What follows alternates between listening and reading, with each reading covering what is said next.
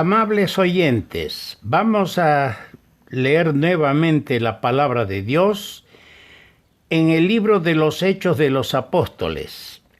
Vamos a leer en dos lugares del mismo libro.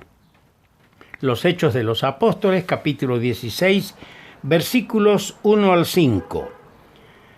Después llegó a Derbe y a Listra, y he aquí había allí cierto discípulo llamado Timoteo, hijo de una mujer judía creyente, pero de padre griego. Y daban buen testimonio de él los hermanos que estaban en Listra y en Iconio. Quiso Pablo que éste fuese con él, y tomándole le circuncidó por causa de los judíos que había en aquellos lugares, porque todos sabían que su padre era griego. Y al pasar por las ciudades les entregaban las ordenanzas que habían acordado los apóstoles y los ancianos que estaban en Jerusalén, para que las guardasen. Así que las iglesias eran confirmadas en la fe y aumentaban en número cada día. Pasamos al capítulo 17 y vamos a leer desde el versículo 10 hasta el 15. Inmediatamente los hermanos enviaron de noche a Pablo y a Silas hasta Berea, y ellos, habiendo llegado, entraron en la sinagoga de los judíos.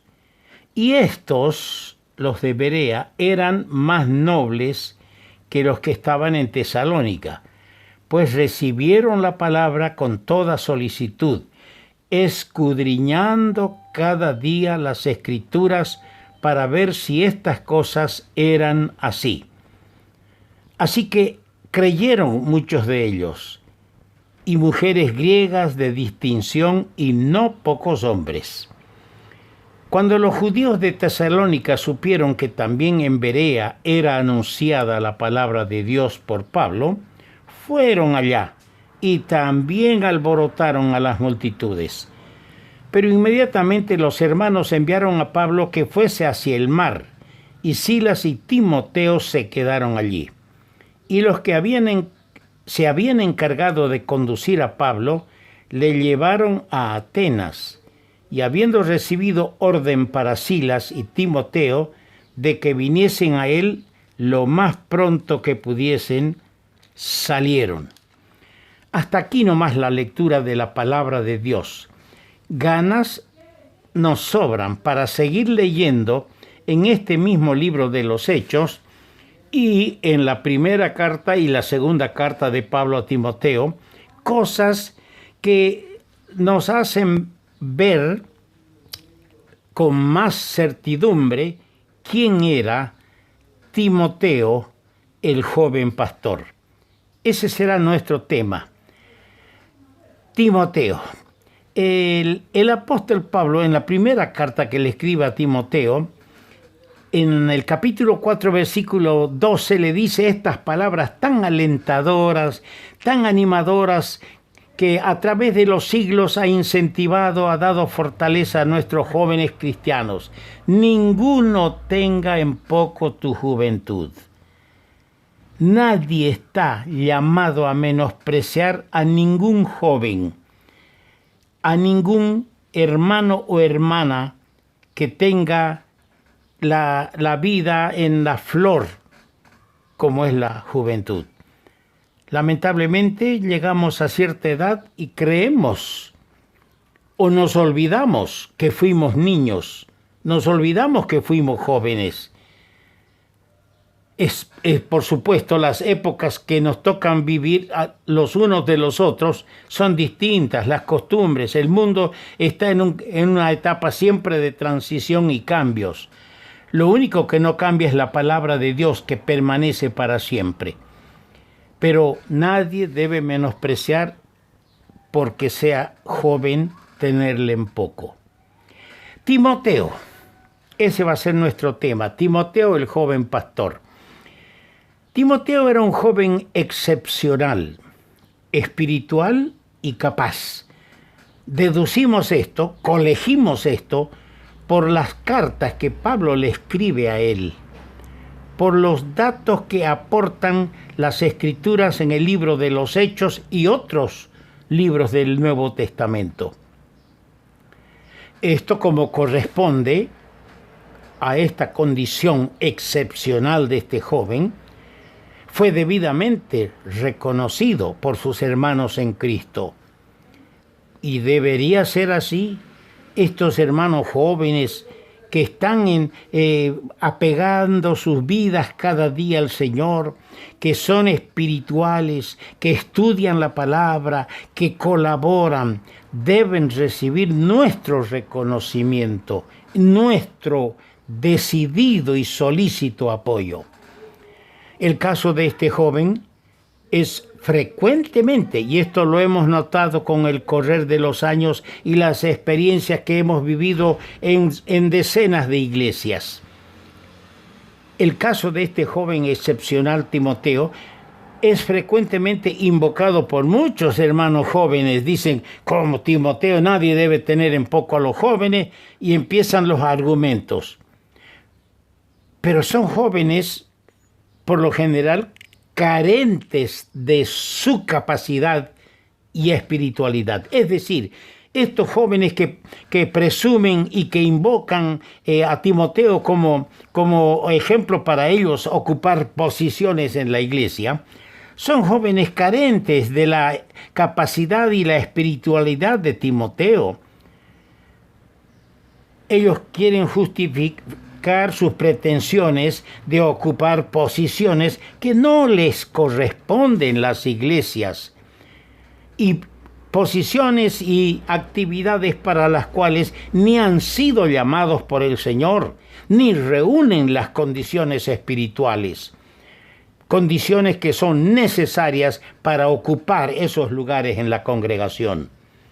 Pero tenemos también que elevar las manos al cielo y decir, gracias a Dios.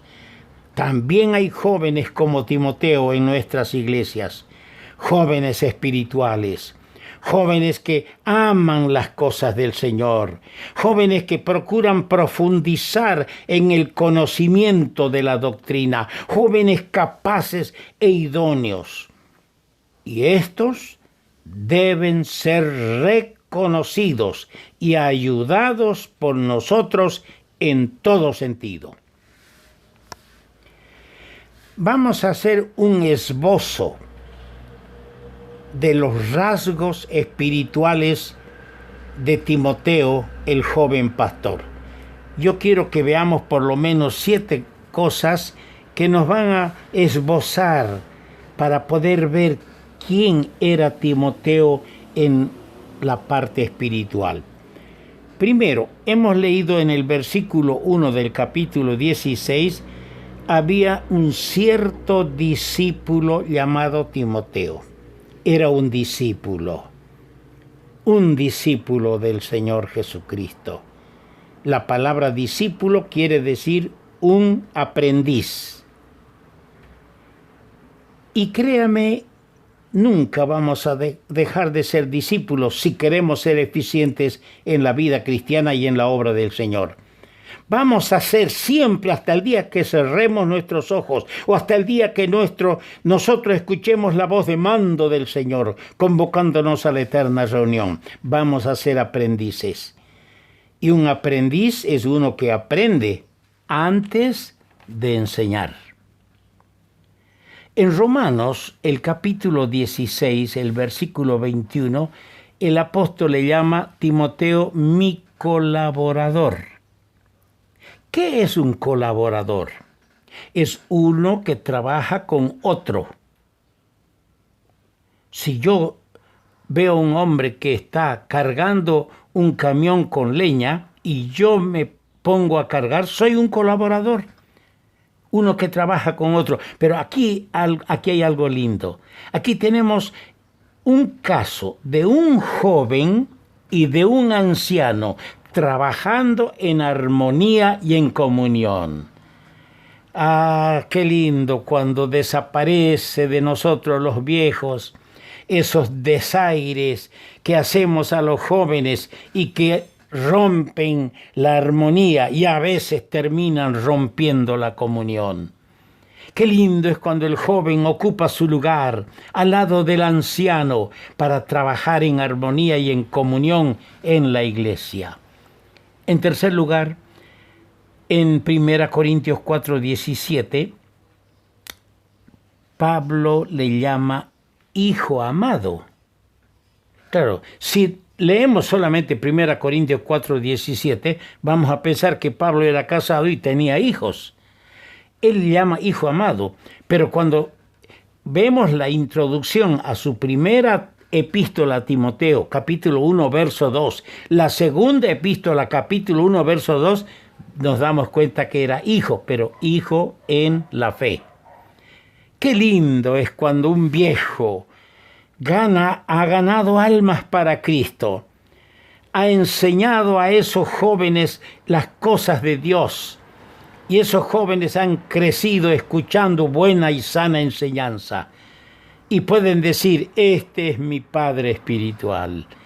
Él ha estado conmigo en las buenas y en las malas. Él ha estado cuando yo me he sentido acosado por las pruebas, cuando yo me he sentido ceder, aflojar, desmayar. Él ha estado para animarme. Era un padre para mí, es un padre para mí. Seamos padres espirituales y si los tenemos, reconozcamos, queridos hermanos, a nuestros padres espirituales, sepamos respetarlos. En cuarto lugar, en 2 Corintios capítulo 1, verso 1, como en Colosenses 1:1 y también en 1 Tesalonicenses 3:2, Pablo le llama el hermano Timoteo. El hermano Timoteo. Le llama hijo, le llama colaborador. Era un discípulo, pero Pablo le llama hermano. Hermano, no tan solo en su posición, porque el momento que un pecador confiesa a Jesucristo como su Salvador, nace de nuevo, entra a formar parte de la familia espiritual y es mi hermano en Cristo. Esa es la posición nueva que asumimos. Pero ocurre que Timoteo no solo era en esa posición, sino en la práctica, porque demostraba al viejo apóstol amor, trabajo, solicitud, lo cuidaba. Era un verdadero hermano. Para el tiempo de angustia es nacido el amigo, y amigo hay más que un hermano, decía el rey Salomón en el libro de los Proverbios. En quinto lugar, en Filipenses 1:1, le llama siervo de Jesucristo a Timoteo. Estamos mirando los esbozos que nos pintan, nos va formando la radiografía espiritual de este joven. Le llama siervo de Jesucristo. Siervo es uno que sirve. Servicio espontáneo, un servicio placentero, un servicio gozoso, impulsado por amor a Cristo. Eso es lo que necesitamos. Jóvenes que se constituyan siervos de Jesucristo, que lo hagan con solicitud, con gozo, porque aman al Señor. Aquí en Filipenses 1:1 el énfasis es sobre el Señor, siervo de Jesucristo. El énfasis recae sobre él, esclavo de Jesucristo. En sexto lugar, en 1 Timoteo 3:2 también le llama servidor de Dios. Servidor de Dios, que trabaja, que hace algo. El énfasis aquí es sobre el trabajo que hace. Es un trabajo para Dios. Hermanos queridos, ustedes que trabajan colaborando, ¿sabe? Desde limpiar el salón, desde limpiar las ventanas, desde acomodar los bancos, es un servicio para Dios. No lo haga para la iglesia, no. No vaya a hacer ese trabajo para mostrarle a los hermanos que usted ama la iglesia. Hágalo para el Señor, porque todo lo que hacéis es para el Señor, dice el apóstol Pablo. En séptimo lugar, en 1 Tesalonicenses 3, verso 2, que ya lo hemos citado, dice que era colaborador en el Evangelio. Lo mismo que en el punto 2, era colaborador. Allí hemos visto que era colaborador, trabajaba con el apóstol en una armonía maravillosa, en una comunión íntima y preciosa. Aquí otra vez aparece colaborador, pero aquí se añade en el Evangelio. Aquí el trabajo está relacionado con la difusión del Evangelio. Hemos tenido la dicha de ver jóvenes en la iglesia. Cuando salíamos al aire libre, teníamos que llevar en un carrito las baterías grandes de 12 voltios porque no teníamos movilidad, unas cajas que eran los altavoces, y los jóvenes pleiteaban quién lleva el carrito, quién ayuda a instalarlo, quiénes salen a repartir los folletos en el aire libre. ¡Qué lindo! Todos ocupados, trabajando en armonía y comunión en la difusión del Evangelio. Así hemos empezado hoy a mirar la vida de Timoteo, el joven pastor. Hay mucho más para decir.